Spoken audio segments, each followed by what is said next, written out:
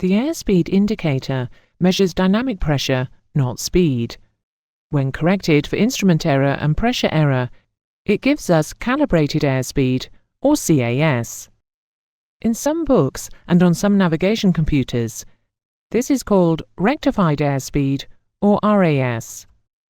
We will use the more modern and generally accepted term calibrated airspeed from now on. The relationship between true airspeed and calibrated airspeed is that CAS equals TAS multiplied by the square root of the relative density. We do not have any aircraft instrument that directly measures air density.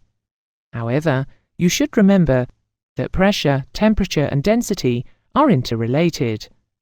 If we know any two of them, we can find the third. We can get the pressure from the altimeter and the temperature from the air thermometer.